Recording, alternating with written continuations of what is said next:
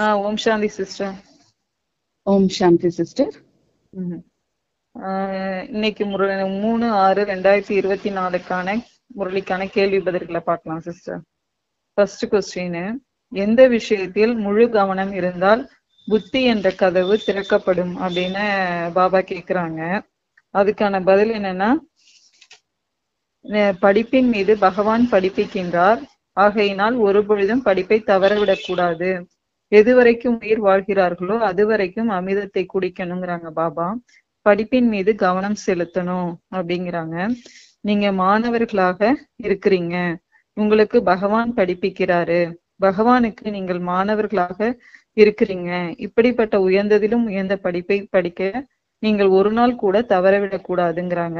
ஒரு நாள் முரளியை நீங்க கேட்காட்டினாலும் வருகை இல்லை அப்படின்னு ஆயிடுது. நல்ல நல்ல மகாரதிகளும் கூட முரளியை தவற விடுகின்றனர்.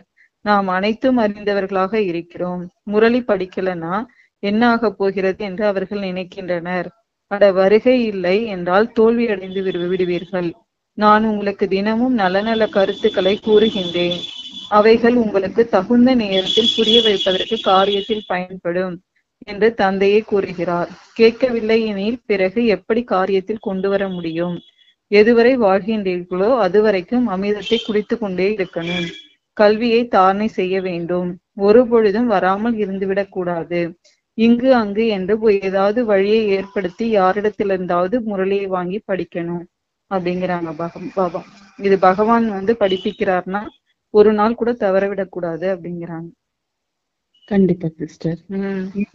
இப்ப பாபா சொல்றாரு, கம்ப்ளீட்டா உங்களுக்கு தியானம் இருக்கணும், பரமாத்மா படிக்க வைக்கிறாரு நம்மளுக்குன்னு. ஏன்னா இந்த சங்கம யுகத்துல ஒரே யுகத்துலதான் நம்மளுக்கு பரமாத்மாவுடைய பாலனை கிடைக்குது, நம்ம அவங்களுடைய குழந்தையா மாறுறோம். அப்ப இப்ப ஒரு பேஷண்ட்டுக்கு ஒரு நாள் டேப்லெட் எடுத்துக்கலனாலும் என்ன ஆகும்? அதே மாதிரி நம்ம கூட ஒரு நாள் முரளிய படிக்கலனாலும் மாயை நம்மளுக்கு அட்டாக் பண்ணும், ஏதாவது ஒரு பிரச்சனைங்க வரும். அப்புறம் முரளியில டெய்லி பாபா ஏதாவது ஒரு புது பாயிண்ட் கண்டிப்பா கொடுத்திருப்பாரு. அது நம்மளுக்கு வாழ்க்கையில இயல்பா புருஷார்த்தத்துக்கு ரொம்ப யூஸ் ஆகுற பாயிண்டா இருக்கும். அதனால பாபா சொல்றாரு, ஒரு நாளுமே நீங்க மிஸ் பண்ண கூடாது முரளி அப்படின்னு சொல்லிட்டு. ஆமா. நெக்ஸ்ட் கொஸ்டின், மனிதர்கள் எதை பற்றி அறியாததால் ஸ்தாபனையின் தடைகள் ஏற்படும் என பாபா கேக்குறாங்க. மனிதர்கள் படைப்பவர் மற்றும் படைப்பின் முதல் இடைக்கடை பற்றி எதுவுமே அறியாதவங்களா இருக்கிறாங்க. ஸ்தாபனையில தடைகள் ஏற்படதான் செய்யுங்கிறத குழந்தைகளாகிய நீங்கள் தெரிஞ்சிருக்கிறீங்க. அதனை ஞான யஞம்னு சொல்லப்படுது. இந்த பழைய உலகத்துல நீங்கள் எதையெல்லாம் பாக்குறீங்களோ அவை அனைத்துமே சுவாகா ஆகிவிடும்னு தந்தை புரிய வைக்கிறாரு. பிறகு அதில் பற்றுதல் வைக்க கூடாது. புது உலகத்திற்காக தந்தை படிப்பிக்கிறாரு. இது புருஷோத்தம சங்கமயுகம் ஆகும். இது விகாரம் மற்றும் விகாரமற்றதற்கான சங்கமம் ஆகும். இதில் மாற்றம் ஏற்பட வேண்டும். புது உலகை விகாரமற்ற உலகம்னு சொல்லப்படுது. ஆதிசநாதனா தேவி தேவதா தர்மம் மட்டும்தான் இருந்ததுங்கிறாங்க பாபா. ஆமா சிஸ்டர், புது யுகத்தின் ஸ்தாபனை ஆகுதுன்னா கண்டிப்பா இந்த ஸ்தாபனை காரியத்துல நிறைய தடைகள் வரும்ன்றாரு பாபா. இது புது யுகத்தின் ஸ்தாபனை காரியம் நடந்து கொண்டிருக்கு, அதனால்தான் மிக கவனமாக படிப்பு கூட நம்ம படிக்கணும்ன்றாரு. அப்ப தடைகள் வராதபடி எச்சரிக்கையா இருக்கணும்னு பாபா நம்மளுக்கு இந்த முரளி மூலியமாக அறிகுறி கொடுத்துட்டு இருக்காரு. தடைகள் எப்படி வரும், அந்த தடைகளை மீறி நீங்க புருஷார்த்தத்தை செய்யணும் புது யுகத்துக்காக. நெக்ஸ்ட், எந்த விஷயங்கள் நம்மை தவிர வேறு யாருமே அறிந்திருக்கவில்லைன்னு பாபா கேக்குறாங்க. இதுக்கு பாபா பதில் என்ன சொல்றாங்கன்னா, தந்தை இரவு பகலாக சொல்லிக்கிட்டே இருக்காரு, குழந்தைகளே உங்களுக்கு ஆழமான விஷயங்களை நான் சொல்றேன். தந்தை இருக்கின்ற வரை படிப்பு நடைபெற்று கொண்டேதான் இருக்கும், பிறகு படிப்பும் நின்றுவிடும். இந்த விஷயங்கள் உங்களை தவிர வேறு யாருமே தெரிஞ்சிருக்க முடியாது. உங்களிலும் வரிசை கிரமமாக இருக்கிறீங்கிறத பாப்தாதா மட்டுமே தெரிஞ்சிருக்கிறாரு. எத்தனையோ பேர் கீழே விழுறாங்க, எவ்வளவு கஷ்டங்கள் ஏற்படுது. அனைவரும் சதா தூய்மையாக இருக்க முடியும்லாம் கிடையாது. தூய்மையாக இல்லை எனில் தண்டனை அடைய வேண்டி இருக்கும். மாலையின் மணிகள் தான் தகுதியுடன் தேர்ச்சி அடைகிறாங்க, பிறகு பிரஜைகளும் உருவாக்குறாங்க அப்படிங்கிறாங்க பாபா. கண்டிப்பா சிஸ்டர். ம் ஏன்னா இது படிப்பா இருக்குது. இது மேல நம்ம எவ்வளவு கான்சென்ட்ரேஷன் கொடுக்கறோமோ அந்த அளவுக்கே நம்ம முன்னேற்றத்தை அடைய முடியும். ம் அப்புறம் என்ன, மாயாவுடைய தாக்குதல் அதிகமாவே இருக்கும் நம்மளுக்கு. ம் ஆனா அதை மீறி நம்ம திரும்பியும் முயற்சி செய்யணும். ம் எப்பவுமே இப்போ ஒரு ரேஸ் நடக்குதுன்னா, ஒரு ரன்னிங் ரேஸ் நடக்குதுன்னா, இப்ப நம்ம அதுல ஓடுறோம்னா, ம் ஓடும் போது நம்ம கீழே விழுந்துட்டோம்னா பின்னால இருக்கிறவங்க முன்ன போகதான் செய்வாங்க. ஆமா. ஆனாலும் நம்ம விழுந்து எஞ்சி திரும்பி அந்த ஓட்டத்தை கரை பிடிக்கணும். ம் ஆனா நம்ம விழுந்துட்டோம், அதுக்காக நம்மளுக்கு கண்டிப்பா மார்க்ஸ் குறையப்படும். நம்ம போய் ஃபர்ஸ்டா நம்ம நிக்க முடியாது. ஏன்னா ம் நம்மளோட பின்னால இருக்கிறவங்க இப்ப விழாத ஓட்டத்தை ஓடிட்டு இருக்காங்க நெருக்கமா. ம் ம் அதனால இதெல்லாமே இருக்கும் புருஷார்த்தத்திலே. இருந்தாலுமே கூட நம்ம தோல்விக்கு இடம் கொடுக்க கூடாது. ராஜாங்களும் இங்கேதான் உருவாகுறாங்க, பிரஜையும் இங்கேதான் உருவாகுறாங்க. கீழையும் விழுந்துட்டுதான் இருக்காங்கங்கிறாங்க பாபா.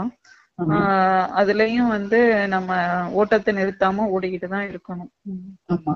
இதுல நம்ம ரொம்ப சோர்ந்து போக கூடாது. ஏன்னா நம்மளால முடியல, அப்படி இந்த மாதிரி பிரச்சனை நிக்குதே, நான் என்ன பண்ணுவேன் அப்படின்னு சோர்ந்து போய் நிக்க கூடாது.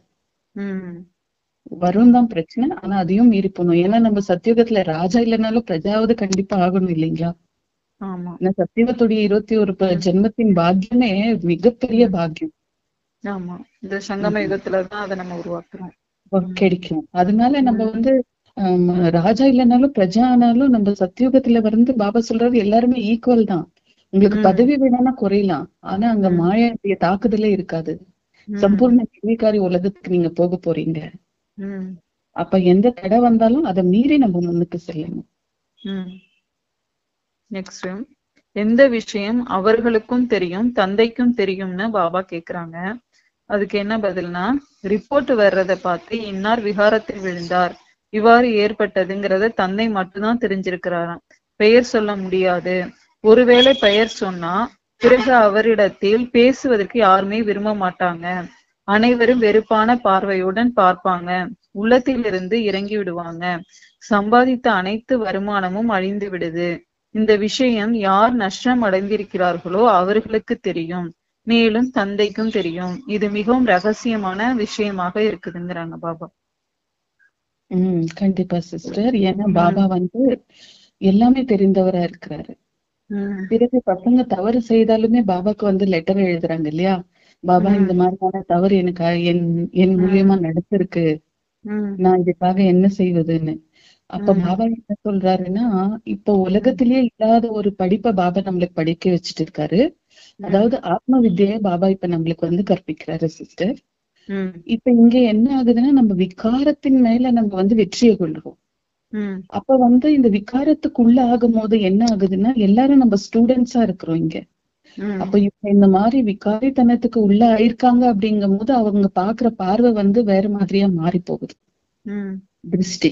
அப்ப எல்லாருமே இந்த ஓட்டத்துல இருக்கும். அவங்க இப்ப சூழ்நிலைக்கு உள்பட்டு இந்த மாதிரியா வீக்கா இருக்காங்கன்னு யாருக்கும் எண்ணம் வர்றது கிடையாது. ஏன்னா எல்லாருமே இன்னும் ஸ்டூடெண்ட்ஸ் தான். அதனால பாபா என்னன்றாரு, எனக்கு மட்டும் தெரியும், அதனால யாருக்கும் தெரியாது, ஆனா நீங்க முன்னேற்றத்தை அறியணும்னு சொல்றாரு. ஆமா, அத வெளிப்படுத்தினா பிரச்சனையா ஆகும். கண்டிப்பா. ஏன்னா இப்ப பாருங்க, அவங்க சம்பூர்ணா இருந்தா அவங்க இது முதல்ல தவறாகவே எண்ண மாட்டாங்க. ஏன்னா தந்தைக்கு இருக்கிற மனப்பக்குவம் யாருக்குமே கிடையாது, யாருக்கும் கிடையாது. பாபாக்கு தெரியும் எல்லாம் என்னுடைய குழந்தைங்க புருஷார்த்தியா இருக்காங்க. ஏன்னா 63 ஜென்மம் நம்ம தேகத்துடைய அபிமானத்துல வந்திருக்கோம் சிஸ்டர். அப்போ காமம், குரோதம், லோபம், மோகம், அகங்காரத்துல நம்ம வந்திருக்கோம். இப்ப பாபா கிடைச்ச உடனே இந்த ஜென்மத்தின் சுபாவங்களை நம்ம விடணும்னா மிக கடினம். அப்ப அவங்க ஒரு விகாரத்துக்கு உள்ளாயி தப்பு செஞ்சிருக்காங்கன்னா, பிறரை பாக்குற இது மனப்பக்குவம் இன்னும் நம்மள விட்டு போகல.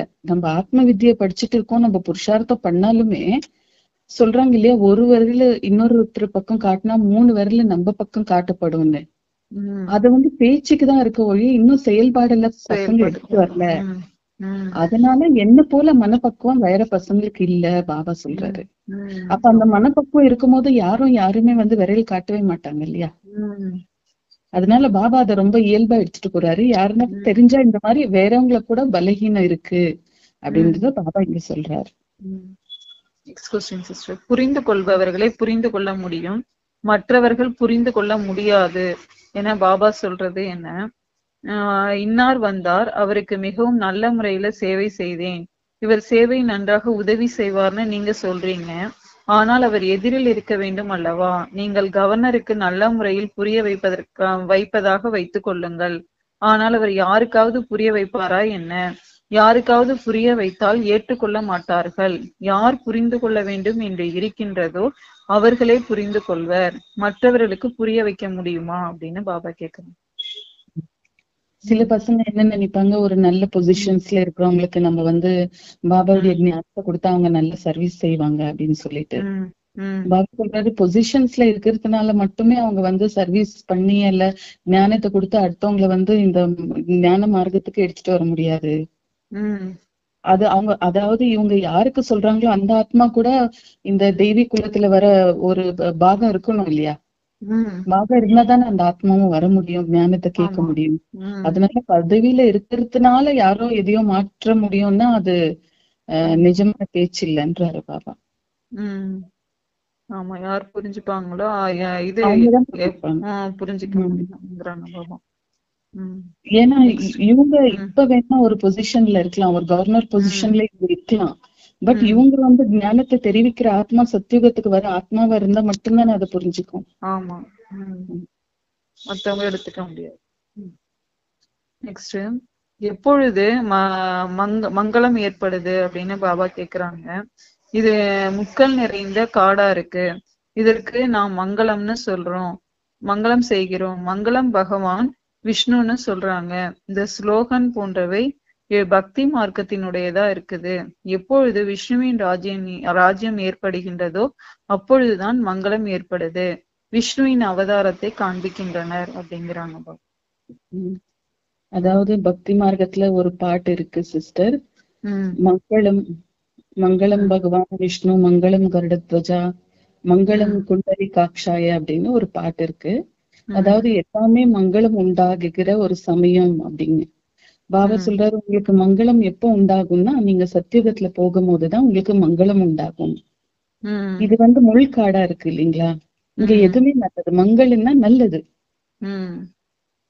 அப்ப இங்க என்ன நல்லது இருக்கு இந்த முள்காடுல? எல்லாமே ஒருத்தருக்கு ஒருத்தர் முள்ளு. பாபா சொல்றாரு எல்லாமே எல்லாருக்கும் எல்லாராலையும் துக்கம் தான் இங்க. யாரும் யாருக்கும் சுகம் கொடுக்க முடியவே முடியாது, ஏன்னா கர்ம பந்தனம். அப்ப விஷ்ணுவின் ராஜ்யத்துலதான் மங்களம் இருக்குன்றாரு. விஷ்ணுவோட ராஜ்யத்துலதான் ஏற்படுதுங்கிறாங்க. நெக்ஸ்ட், தந்தை தான் வரும் ரதத்தின் பர்சனாலிட்டி பற்றி பாபா கூறுவது என்ன? தந்தை எந்த சரீரத்தில் வருகிறாரோ அவருக்கு பர்சனாலிட்டி தோற்றப்பொழிவு வேண்டும் அல்லவா? ஆகையினால் தான் அநேக பிறப்பின் கடைசியில இங்கு மிகவும் அனுபவசாலியாக இருக்கக்கூடிய ஒரு இடத்துல நான் பிரவேசமாகிறேன், அதுவும் சாதாரணமானவரிடத்தில். பர்சனாலிட்டி என்றால் ராஜாவாக இருக்க வேண்டும் என்பதெல்லாம் கிடையாது, இவருக்கு மிகுந்த அனுபவம் இருக்குது. அநேக பிறப்பின் கடைசியில இவரது ரதத்தில் நான் வருகிறேன்னு சொல்றாங்க பாபா. பிரம்ம பாபா பத்தி சொல்லுங்க. ஆமா, ஏன்னா இந்த உலகத்தை பொறுத்தவரையிலும் பர்சனாலிட்டினா இஸ் எ கிரேட் பர்சனாலிட்டி. அதாவது பொசிஷன், போஸ்ட் இதெல்லாம் பார்த்துதான் அவங்க ஒரு நிர்ணயத்துக்கு வருவாங்க. ஆனா பாபா என்ன சொல்றாரு, கல்பத்துல யாரு 84 ஜென்மத்தின் சக்கரத்துல வராங்களோ, யார நான் தேர்ந்தெடுத்து எடுத்திருக்கிறோனோ அவங்கதான் மிக சிறந்த பர்சனாலிட்டி. அது பிரம்மா பாபாவா இப்ப இருக்காரு. சோ அவருடைய பர்சனாலிட்டி தான் இப்ப எனக்கு சிரேஷ்டமான பர்சனாலிட்டி. அவருக்குள்ளதான் நான் பிரவேசம் ஆகி இந்த ஞானத்தை சொல்லுவேன்றாரு. ராஜாவா இருக்கணும்னு அவசியம் எல்லாம் கிடையாதுங்கிறாங்க பாபா. பாபா பகவான் வர்றது பெரிய ராஜாவா இருந்தாதான் வரணும் அப்படிங்கிற இதெல்லாம் கிடையாது அப்படிங்கிறாங்க. ஆமா, ஏன்னா அதுதான் நான் சொன்னேன் இல்லைங்களா, உலகத்துல அவங்க பர்சனாலிட்டினாலே பொசிஷன்ஸ் பாப்பாங்க. இவங்க இப்படியாப்பட்ட, அவங்க ரொம்ப பெரிய மனிதர், அதனால உயர்ந்தவர், அதனாலதான் அவங்களுக்குள்ள வந்திருக்காருன்னு, பகவான் வந்திருக்காருன்னு. ஆனா பாபா என்னன்றாரு, அந்த ஒரு போஸ்டோ பொசிஷன்ஸோ இல்ல பர்சனாலிட்டியோ நான் பாக்கல. எந்த பர்சனாலிட்டி சத்தியுகத்துக்கு தேர்வாயிருக்கோ அந்த பர்சனாலிட்டியில தான் நான் வருவேன். இவங்கதான் முதல் ஆத்மா. அப்ப பிரம்மா பாபா தான் தேர்ந்தெடுத்தப்பட்ட பர்சனாலிட்டியா இருக்கு. அவர் இங்க சாதாரண ஒரு வஜ்ர வியாபாரியா இருந்தாலும், அவருக்கு 60 வயசு ஆயிருந்தாலுமே அவருடைய பர்சனாலிட்டி தான் பிக்ஸ் ஆயிருக்குது இங்க. அவர் மகாராஜாவா இல்லைனாலும் பரவாயில்ல, அவர் ஒரு பெரிய இந்த டாப் 10 பணக்காரங்கன்னு சொல்லுவாங்க பாருங்க உலகத்துல, அந்த மாதிரியான பொசிஷன்ஸ்ல இல்லைனாலும் பரவாயில்ல, ஆனா அவரோடல தான் நான் தேர்ந்தெடுத்திருக்கிறேன். இந்த பர்சனாலிட்டி தான் சூசன் பர்சனாலிட்டி பாபா. நெக்ஸ்ட் கொஸ்டின், எதனை புரிந்து கொள்வதற்கு நேரம் தேவைப்படுதுன்னு பாபா கேக்குறாங்க. இங்க ராஜ்யம் ஸ்தாபனை ஆயிட்டு இருக்குதுங்கிறத நம்ம புரிஞ்சிருக்கிறோங்கிறாங்க. மாலை உருவாகுது. இந்த ராஜ்யம் எவ்வாறு ஸ்தாபனை ஆக்கி கொண்டிருக்கிறது, சிலர் ராஜா ராணியாகவும் சிலர் வேறு நிலையும் அடைகிறாங்க.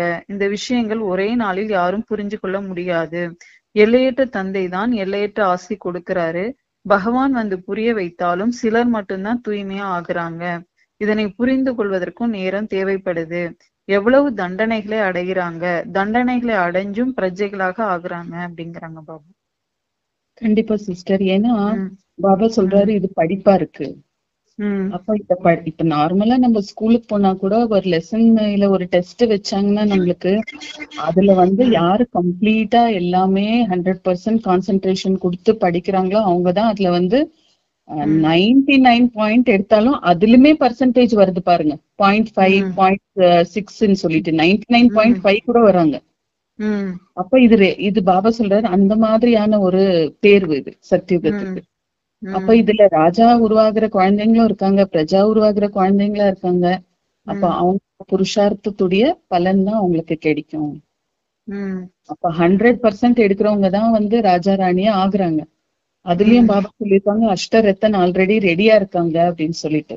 அதுக்கப்புறம் வர பசங்க எல்லாம் அவங்கவுங்க எந்த அளவுக்கு முயற்சி எடுக்கிறாங்களோ அந்த அளவுக்கு தான் அவங்க பாஸ் ஆகி ஒரு பதவியை அவங்க பெற்றுக்கொள்ள முடியும். இதுல 33 கோடி தேவி தேவதைகளுடைய பதவிகள் இருக்கு. அப்ப சில பேர் ஓடிட்டே இருப்பாங்க, சில பேர் கடைசி வரலும் ஓடுவாங்க.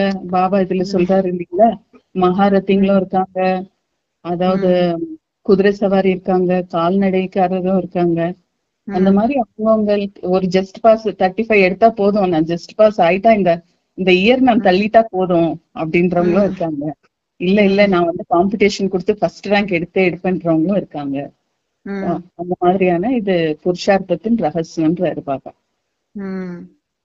நெக்ஸ்ட் கொஸ்டின் சிஸ்டர், எந்த சிந்தனைகள் வேறு யாருக்கும் இருப்பது கிடையாது அப்படின்னு பாபா கேக்குறாங்க. சம்பந்தங்கள் உறவினர்கள் உள்ள பற்றுதல நீக்கிடணுங்கிறாங்க. வீட்டில் இருக்க வேண்டும், ஆனால் நிமித்தமாக இருக்கணும். இந்த உலகம் முழுசும் அழிஞ்சிருங்கிறது புத்தியில இருக்குது. ஆனால் இந்த சிந்தனைகள் வேறு யாருக்கும் இருப்பது கிடையாது. யார் ஒப்பற்ற குழந்தைங்களாக இருக்கிறாங்களோ அவங்க புரிந்துக்கிறாங்க. அவர்களும் இப்பொழுது கற்றுக்கொள்வதற்கான முயற்சி செய்து கொண்டிருக்காங்க. பலர் தோல்வியும் அடைகிறாங்க. மாயின் சக்கரம் அதிகமாகவே இருக்குது, அதுவும் மிகப்பெரிய பலசாலியா இருக்குது அப்படிங்கிறாங்க பாபா. கண்டிப்பா சிஸ்டர். பாபா எப்பவுமே சொல்றாங்க நீங்க நிமித்தமா இருக்கீங்க உங்க ஃபேமிலில அப்படின்னு சொல்லிட்டு. அதே மாதிரி சேரிட்டி பிகின்ஸ் அட் ஹோம்னு சொல்றாரு. அதாவது நீங்க தான் முதல்ல உங்க வீட்டுல இருக்கிறவங்களுக்கு பாபாவை பத்தி அறிமுகம் கூட கொடுக்கணும். அங்கே இருந்து நீங்க சத்தியுகத்துக்கு எப்படியாக நீங்க ஒரு பவித்திர ஆத்மாவா ரெடி ஆகுறீங்க அப்படின்னும் நீங்க உங்க ஃபேமிலில இருந்துதான் காட்டணுங்கிறாரு பாபா. இந்த நிமித்த பாவனை இருக்கணும். ஏன்னா இது நம்மளுக்கு கர்மபந்தனும் சும்மா கிடைக்கல ஃபேமிலி அப்படிங்கிறது. அப்ப ஏதோ கணக்கு நம்ம பண்ணிட்டு வந்திருக்கோம், அதனாலதான் கணவர் குழந்தைங்க இந்த ஃபேமிலி நம்மளுக்கு கிடைச்சிருக்கு. அப்ப நம்ம மூலியமா என்ன காரியம் அவங்களுக்கு நடக்கணுமோ அது நம்ம கம்ப்ளீட்டா அவங்களுக்கு செய்தே ஆகணும். ஆனா நம்ம பாபாவுடைய குழந்தை, நம்ம நிமித்தமா இருந்து எல்லா காரியமும் செய்யறோன்ற எண்ணத்தோட நம்ம செயல்பாடுல இருக்கணும். அப்ப அவங்களும் தெரிஞ்சுக்குவாங்க. அதுவும் எக்ஸாம்பிளா இருக்கிறது ஒரு பேலன்ஸான விஷயம். இந்த பேலன்ஸ் நிறைய பேர் தெரிஞ்சுக்கிறாங்க, நிறைய பேர் கொஞ்சம் ஃபெயில் கூட ஆயிடுறாங்க. சோ அது ஒரு டிராமால முடிவாகப்பட்டது, ஒண்ணும் செய்ய முடியாது. இந்த சிந்தனைகள் மத்தவங்களுக்கு இருக்கிறது கிடையாதுங்கிறாங்க பாபா. கண்டிப்பா. ஏன்னா இங்கே சில பேர் பேலன்ஸ் பண்ணிக்கிறோம், சில பேர் கொஞ்சம் பேலன்ஸ் தடுமாற்றம் வந்துடுது. அப்ப நம்ம தெரிஞ்ச குழந்தைங்களுக்கே இவ்வளவு இருக்கும்போது சில பேர் அதை தெரிஞ்சுக்கிறது கூட கிடையாது. நெக்ஸ்ட், யார் இது மிகவும் நல்ல இயக்கம்னு சொல்றாங்க அப்படிங்கிறாங்க பாபா. இங்க என்ன நடைபெற்று கொண்டிருக்கிறதுன்னு ரிப்போர்ட்ஸ் எடுக்கிறதுக்காக வர்றாங்களாம். அவங்க தெரிஞ்ச அவங்களிடத்தில் வர்றாங்க. அவர்கள் மாற்றம் ஏற்படுத்துவதற்காக, அவர்களுக்குள்ள மாற்றம் ஏற்படுத்துவதற்காக ஒவ்வொருவருக்கும் புரிய வைக்க வேண்டியதா இருக்கு. இது மிகவும் நல்ல இயக்கம்னு அப்புறம் அவங்க சொல்லிடுறாங்களாம். ராஜ்ய ஸ்தாபனைக்கான விஷயம் மிகவும் ரகசியமா நடந்துட்டு இருக்கு அப்படிங்கிறாங்க பாபா. இன்ஸ்பெக்ஷன் மாதிரி வருவோம். ஏன்னா நிறைய பேர் முதல்ல புரிஞ்சுக்கிறது கிடையாது. ஐயோ பிரம்மகுமாரி சார் நிறைய ரூல்ஸ் அண்ட் ரெகுலேஷன், ஐயோ வேண்டாம் அங்க போனா பியூரிட்டி ஃபேமிலியில கூட அண்ணன் தங்கச்சி ஆக்கி விட்டுறாங்க, குடும்பத்தை நிம்மதி, இந்த மாதிரி எல்லாம் நிறைய பிரச்சாரங்கள் அபப்பிரச்சாரங்கள் இருக்கு.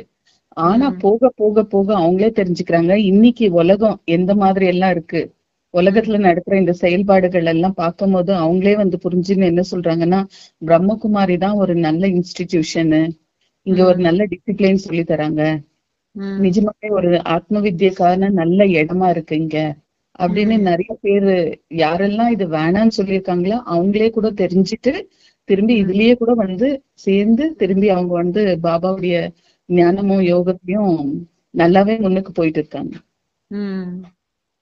நெக்ஸ்ட் கொஸ்டின், ஸ்காலர்ஷிப் யாருக்கு கிடைக்கும்னு பாபா சொல்றாங்க. பள்ளியிலும் கூட நன்றாக படிக்கக்கூடியவருக்கு தான் உதவித்தொகை கிடைக்கும். அது எல்லைக்குட்பட்ட விஷயமா இருக்கு, உங்களுக்கு எல்லையற்ற விஷயம். தந்தைக்கு உதவியாளராக ஆக்கக்கூடிய நீங்களே உயர்ந்த பதவியை அடைகிறீங்க. உண்மையில உதவியை நீங்கள் தனக்குத்தானே செய்து கொள்ளணும் அப்படிங்கிறாங்க பாபா. ஸ்காலர்ஷிப்ங்கிறது மற்றவங்க கொடுக்கறது நமக்கு எல்லைக்குட்பட்ட விஷயம். இது வந்து நமக்கு நாமே ஸ்காலர்ஷிப் ஏற்படுத்திக்கணுங்கிறாங்க பாபா. கண்டிப்பா அதுக்குதான் பாபா சொல்றாரு இல்லைங்களா, நீங்க என்ன எல்லாம் இங்க சேவை செய்றீங்களோ அது உங்களுக்காக தான் நீங்க செய்றீங்க. அப்ப பாபா வந்து யாருடைய ஒரு ருணத்திலயும் வருவது கிடையாது. பாபா வந்து தாத்தாவா இருக்காரு. இங்க எதுக்காக ஸ்வ பரிவர்த்தன் விஸ்வ பரிவர்த்தன் என்றாரு. அப்ப விஸ்வ பரிவர்த்தன் பண்ணிட்டு யார் அங்க போய் நம்ம ராஜ்யம் செய்ய போறோம், நம்ம தான் அங்க போய் ராஜ்யத்தை செய்ய போறோம். அப்ப ஒரு படிப்பு நம்ம படிக்கிறோம் எதுக்காக, தெரிஞ்ச இப்போ ஒரு லாயராக படிக்கிறோம் இல்ல டாக்டராக படிக்கிறோம்னா முன்னுக்கு போய் நம்ம அது ஆகும்னு நம்மளுக்கு தெரியும், அதுக்காக தான் இந்த படிப்பை படிக்கிறோம். அதே போல பாபா சொல்றாரு, இங்க பாபாவுடைய ஞானத்தை யக்ஞத்துல சேவை ஆகட்டும் புருஷார்த்தம் ஆகட்டும் நீங்க எதுக்காக செய்றீங்கன்னா முன் வர சத்தியுகத்துல உங்க பதவிக்காக தான் நீங்க வந்து இங்க சேவை செய்றீங்க அப்படின்னு. நெக்ஸ்ட் கொஸ்டின், யுத்த மைதானத்தில் நாம் எப்படி பாபாவை நினைவு செய்யணும் அப்படின்னு பாபா சொல்றாங்க. நம்ம வந்து இப்ப எழுந்தாலும் அமர்ந்தாலும் போனாலும் வந்தாலும் தந்தையை நினைவு செய்ய முடியும். எந்த தந்தை நம்மை உலகிற்கு எஜமானராக ஆக்கிறாரோ அவரை மிகவும் ஆர்வத்துடன் நினைவு செய்யணும். ஆனால் மாயை விடுறதே கிடையாது. பாபா எனக்கு மாயின் விகல்பம் அதிகம் வருது போன்ற அநேக விதமான புகார்களை குழந்தைங்க எழுதுறாங்களாம். யுத்த மைதானமா இருக்கு இல்லையான்னு தந்தையும் சொல்றாரு. 5 விகாரங்களின் மீது வெற்றி அடையணும். தந்தையை நினைவு செய்வதன் மூலம் நான் சதோ பிரதானம் ஆகி கொண்டிருக்கிறேன் என்பதை நீங்கள் உணர முடியும். தந்தை வந்து புரிய வைக்கிறாரு. பக்தி இதை வந்து நமக்கு அப்பாதான் புரிய வைக்கிறாரு. பக்தி மார்க்கத்தினர் யாரும் புரிந்து கொள்றது கிடையாது, இது படிப்பா இருக்கு அப்படிங்கிறாங்க பாபா. ஆமா பாபா இங்க என்ன விளக்கி சொல்றாருன்னா சிஸ்டர், இப்ப மகாபாரதத்துல நம்ம பார்த்தோம்னா குருக்ஷேத்திர யுத்த பூமியா காட்டுறாங்க. ஆனா பாபா சொல்றாரு இங்க ஒரு குழந்தையும் யார நாம் தேர்ந்தெடுக்கிறனோ அவங்களுடைய வாழ்க்கையில டெய்லியுமே மகாபாரதம் தான் அப்படின்னு. மகாபாரதம் யுத்தம்னா ஒண்ணு நம்மளுடைய ஒரு ஸ்வபாவம் சம்ஸ்காரம் எது நமக்கு 63 ஜென்மம் தொடர்கிறதோ இது தேகத்தின் சுவாவம் சம்ஸ்காரம் இருக்கிறதுனால நிறையவே இந்த எல்லா விகாரங்களும் வேலை செய்யும். ரெண்டாவதாக நம்ம இப்ப ஃபேமிலியில இருக்கோம்னா கர்ம பந்தனம், அங்கேயும் பிரச்சனை வரும், கணவனால வரும், குழந்தைங்களால வரும், அப்புறம் வந்து ரிலேஷன்ஸால வரும், ஃப்ரெண்ட்ஸால வரும். அப்ப இது எல்லாமே ஒரு யுத்த கஷேத்திரமா இருக்கு. அப்ப தர்மத்துக்காக நம்ம இங்க யுத்தம் பண்றோம். நான் பாபாவா குழந்தையா இருக்கிறேன், நான் வந்து இப்போ ஞானத்தை தாரணை பண்ணிட்டு இருக்கிறேன். தர்மம்னாலே பாபா என்னன்றாரு தாரணை. இப்ப சத்தியத்துடைய தாரணை பாபா நம்ம ஆத்மால வந்து குடுத்துட்டு இருக்காரு. நீ வந்து இதை தாரணை பண்ணிக்க குழந்தை, நீ இப்ப சத்தியமா மாறணும், அசத்திய வாழ்க்கை அசத்திய உலகத்துல இருக்க அப்படின்னு சொல்லிட்டு. அப்ப தர்மக்ஷேத்திரே குருக்ஷேத்திரேனா இப்ப தர்மத்துக்காக நான் யுத்தம் செஞ்சுட்டு இருக்கேன். இப்ப நான் அவங்கள நேரடியா அவங்க கிட்ட சண்டை போட முடியாது. ஆனா எனக்குள்ள நான் அந்த கோவத்தை கண்ட்ரோல் பண்ணி வர பிரச்சனைகளை கண்ட்ரோல் பண்ணி எல்லாத்தையும் நான் சாந்தமா இருந்து அங்க இருந்து மேல் வர இல்லையா, அதுல இருந்து வெளியே வர இல்லைங்களா, இதுதான் யுத்தம்ன்றாரு பாபா. அழகா அந்த இடத்துலயே இருந்துட்டு எந்த தாக்குதலுமே பண்ணாத, நானும் அவங்களுக்கு சாந்திய வைப்ரேஷனை வந்து கொடுத்துட்டே இந்த யுத்தத்தை செஞ்சுட்டு வெளியே வர்றது நல்லபடியா. இதெல்லாம் மகாவீரர்களா ஆகணும் நம்ம. எல்லாம் நம்ம மகாவீரர்கள் பிராமண ஆகணும். ஆத்மாக்கள் எல்லாரையும் நம்ம எல்லாம் ஃபேஸ் பண்ணிட்டு தானே இருக்கிறோம். ஆமா. ஏன்னா இங்கவே நம்ம வந்து யோகத்துடைய சக்தியால அந்த ஆத்மாக்கள் எல்லாம் சாந்தி பண்ண முடியலன்னா இன்னும் விஸ்வத்துல இருக்கிற எல்லா ஆத்மாக்கும் சாந்தி நம்ம எப்படி கொடுப்போம்? பாபா அமிர்த் வேளையில எழுந்து உட்கார்ந்து நீங்க வந்து குளோப்ல எல்லா ஆத்மாங்களுக்கும் சாந்தியை கொடுங்கன்றாங்க. அப்ப சின்ன சின்ன பிரச்சனை நம்ம ஃபேமிலியில வரும்போதோ இல்ல நம்ம சரௌண்டிங்ல வரும்போது அந்த பிரச்சனைகள்ல இருந்தே அந்த சின்ன யுத்தத்துல இருந்தே நம்ம வெளியே வர ஆரம்பிக்க பழகும் போது பெருசான ப்ராப்ளம் வரும்போது கூட நம்மளால இயல்பா வெளியே வர முடியும். அதாவது விநாசத்தின் சமயத்துல. இந்த யுத்தத்தை பார்த்து பயந்து போயிடுறவங்க ஓடிடுறாங்க. ஆனா இதுல எதிர்கொண்டு நிக்கிறவங்க தான் கடைசி வரைக்கும் நினைப்பாங்க. ஆமா ஆமா.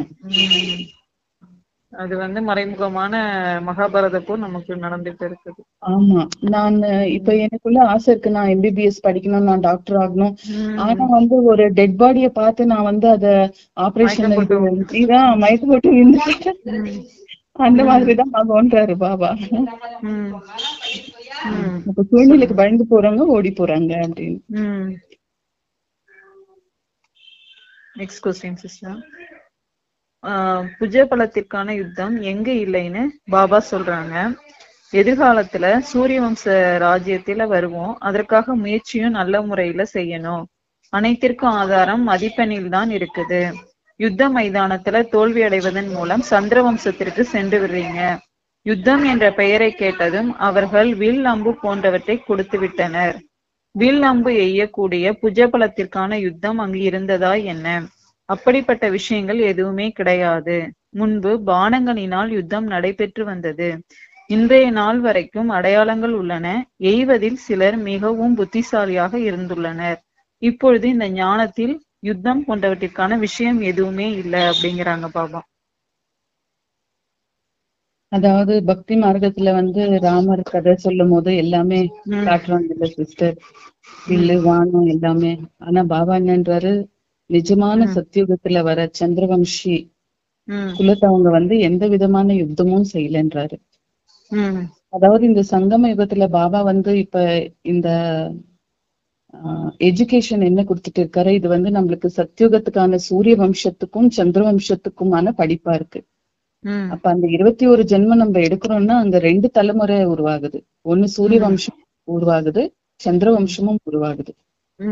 அப்ப சூரிய வம்சத்தில் வருபவர்கள் கம்ப்ளீட் சம்பூர்ண நிர்வீகாரி சம்பன்னமா இருப்பாங்க.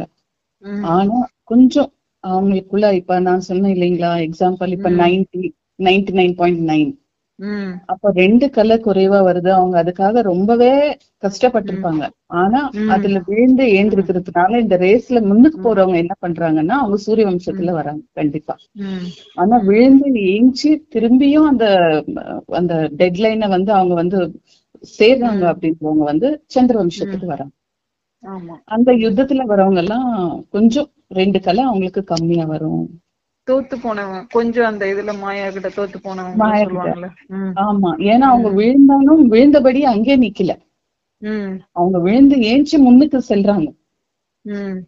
ஆனா அதுல என்ன ஆகுதுன்னா ஒரு 2%, அதாவது அங்க வரும்போது நம்ம 16 கலை சம்பன்ன சம்பூர்ண வரும்.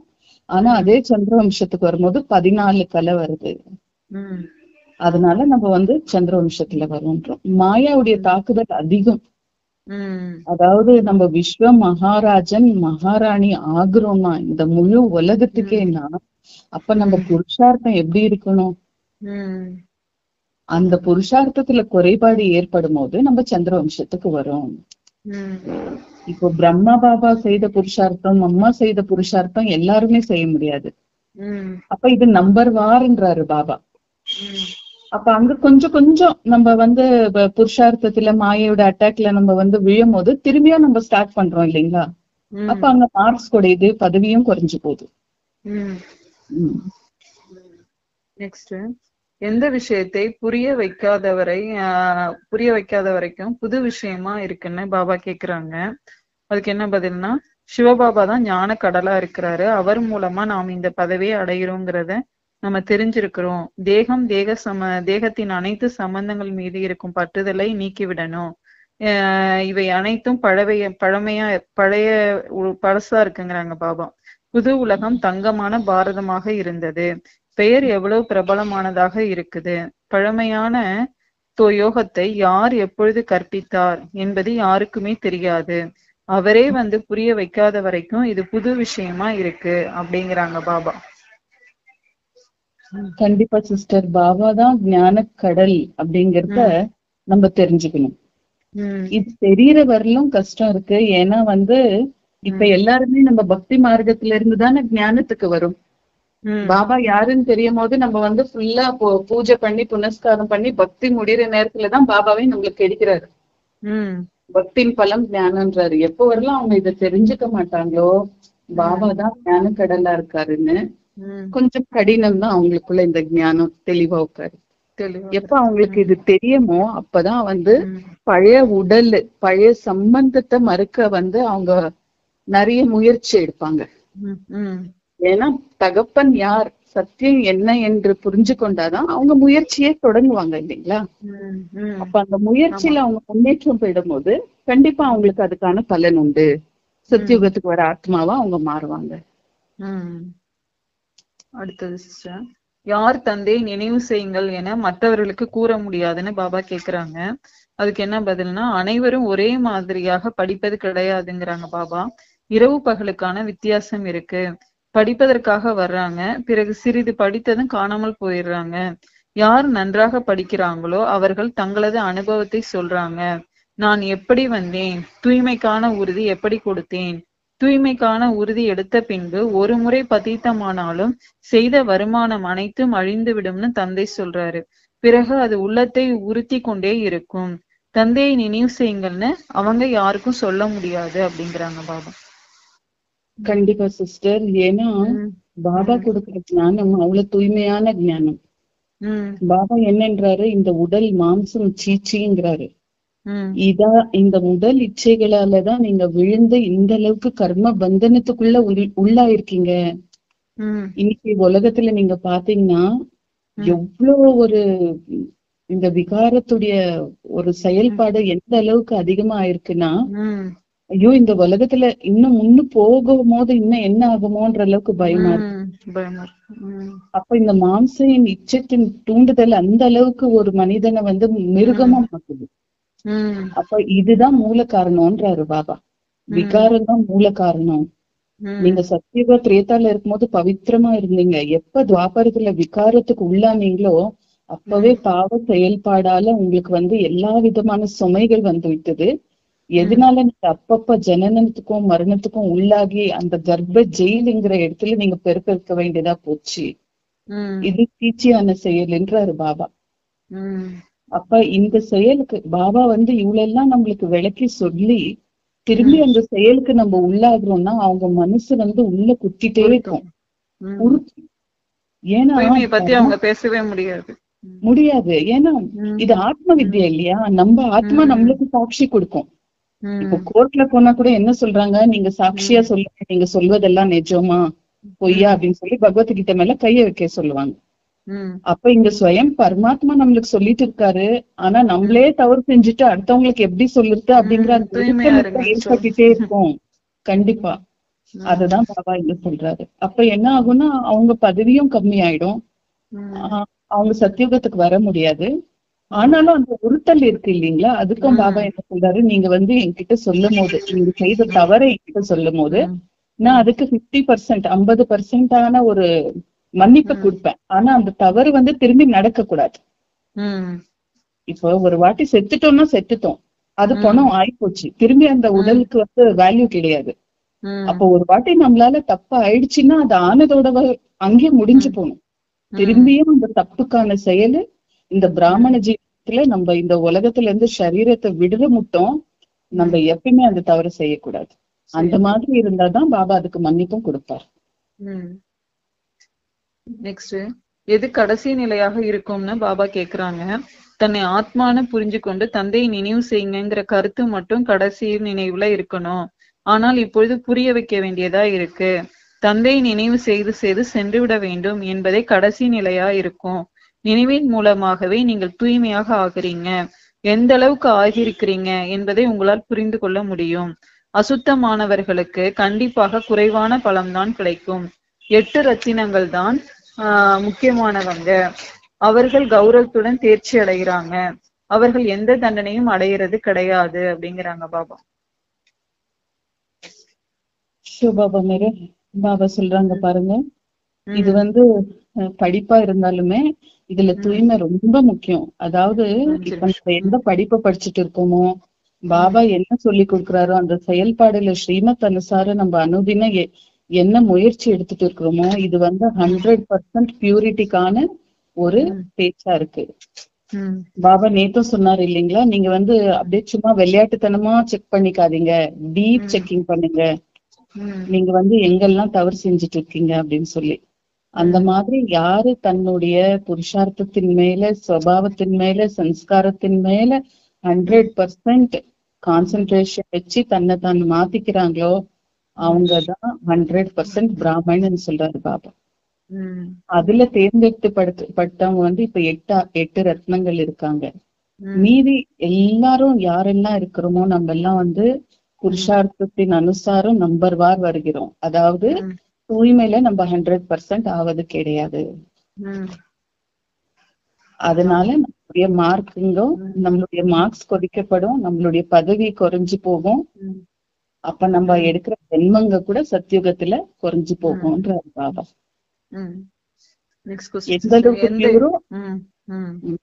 எந்த அளவுக்கு பியூரோ அந்த அளவுக்கு சிரேஷ்ட பதவின்றாரு பதவி கிடைக்கும்.